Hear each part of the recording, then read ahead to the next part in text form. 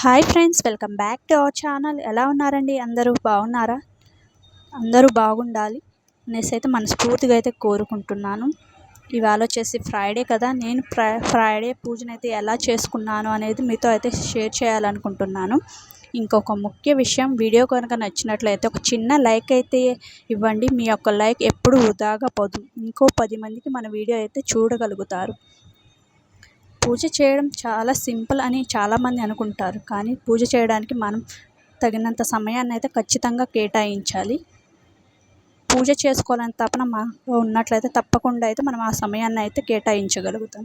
ఇప్పుడు వచ్చేసి నేను ముందుగా అయితే ఇంటి ముందర అంతా శుభ్రం చేసుకుని ఇలా అయితే ముగ్గు అయితే పెట్టుకున్నాను. ఇవాళ శుక్రవారం కదా, గడపనైతే పూజించుకున్న పసుపు కుంకుమలతో ఒక అందమైన ముగ్గునైతే వేసుకున్నాను. ఒక చిన్న ముగ్గైనా కానీ అందంగా కనిపించే విధంగా అయితే మనం వేసుకోవాలి. ఆ తర్వాత వచ్చేసి ఇక్కడ నేను గడపనైతే పసుపు కుంకుమతో అయితే అలంకరించుకున్నాను ఇరువైపులా. ఆ తర్వాత అయితే గులాబీ పూలు ఉంటాయి కదా, అవి అయితే పెట్టాను.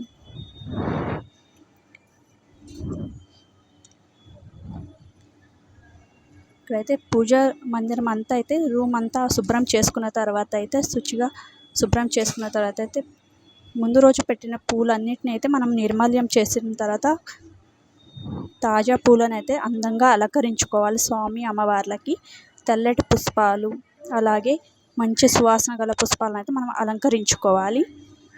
ఆ తర్వాత దీపాలలో అయితే నూనె వేసుకొని దీపం అయితే వెలిగించుకోవాలి. ఇక్కడ వచ్చేసి నేను నైవేద్యంగా అయితే ఇవాళ అయితే పాలు అయితే పెట్టుకున్నాను. కాచిన పాలలో కొంచెం బెల్లం పొడి ఉంటుంది కదా, అది వేసి అయితే ఇలా పెట్టుకున్నాను. అలాగే అమ్మవారికి అయితే తాంబూలం కూడా పెట్టాను, లక్ష్మీ అమ్మవారికి.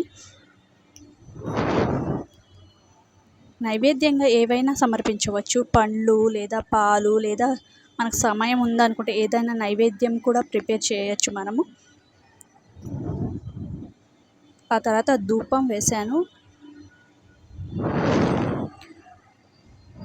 ప్రతి శుక్రవారం ఇలా ధూపం కన్నా వేసుకున్నట్లయితే మన ఇంట్లో చాలా పాజిటివ్గా అయితే అనిపిస్తుంది. ఇక్కడ వచ్చేసి నేను లక్ష్మీ అష్టోత్తరం అయితే చదువుకుంటున్నాను.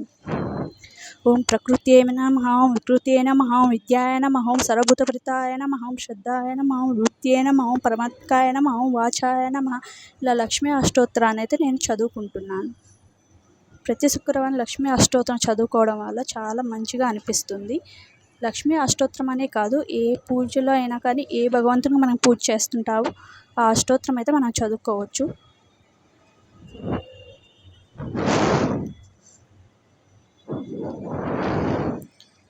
ఇలా ప్రశాంతంగా కూర్చొని మనం ఒక అరగంట టైం మనం కనుక కేటాయించినట్లయితే మనం ప్రశాంతంగా అయితే పూజ చేసుకోగలుగుతాం. ఇవాళ వచ్చేసి నేను కామాక్షి దీపం కూడా వెలిగించుకున్నాను. మల్లెపూలు ఉన్నాయి, మన చెట్లకే వచ్చినాయి, అవి పెట్టేసుకుని అయితే పూజ అయితే చేసుకున్నాను. చాలా అందంగా అయితే అలంకరించుకొని పూజ అయితే చేసుకున్నాను.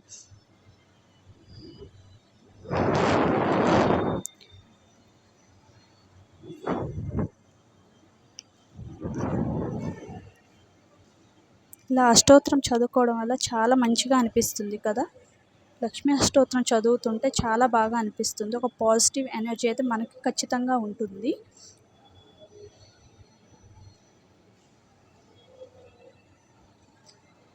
పుష్పాలతో లేదా పచ్చని అక్షింతలు ఉంటాయి కదా, అవి తీసుకుని మనము అష్టోత్తరం అయితే చదువుకోవచ్చు.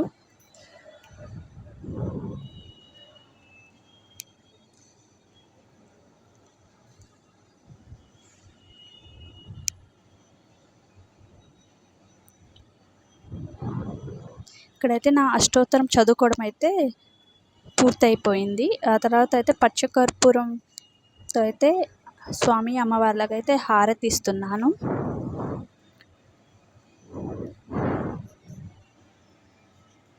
పచ్చకర్పూరంతో హారతి ఇవ్వడం వల్ల మన ఇంట్లో అయితే ఒక పాజిటివ్ ఎనర్జీ అయితే ఖచ్చితంగా ఉంటుంది.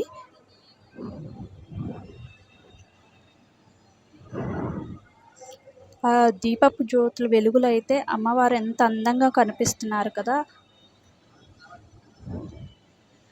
ఇలా చూడడానికి అయితే 2 కళ్ళు సరిపోవు, చాలా అందంగా అయితే కనిపిస్తున్నారు అమ్మవారు. తెల్లటి పూల మధ్య అయితే ఎంతో అందంగా కనిపిస్తున్నారు. ఇలా అయితే నా పూజ అంతా అయితే ముగించుకున్నాను.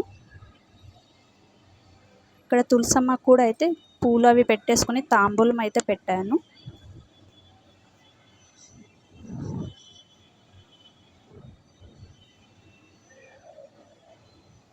కామాక్షి అమ్మవారు కూడా చాలా అందంగా కనిపిస్తున్నారు కదా పూలు పెట్టడం వల్ల. చూశారు కదా నా వీడియో, మీకు నచ్చిందా? నా పూజా విధానం మీకు నచ్చినట్లయితే చిన్న లైక్ అయితే వేయండి. అండ్ కొత్త వాళ్ళు ఎవరైనా ఉంటే తప్పకుండా సబ్స్క్రైబ్ చేసుకోండి. లైఫ్లో డెడికేషన్, సెల్ఫ్ కాన్ఫిడెన్స్ ఉంటే తప్పకుండా మనం ఏదైనా సాధించగలం. కొంచెం సమయం మాత్రమే కేటాయించాలి,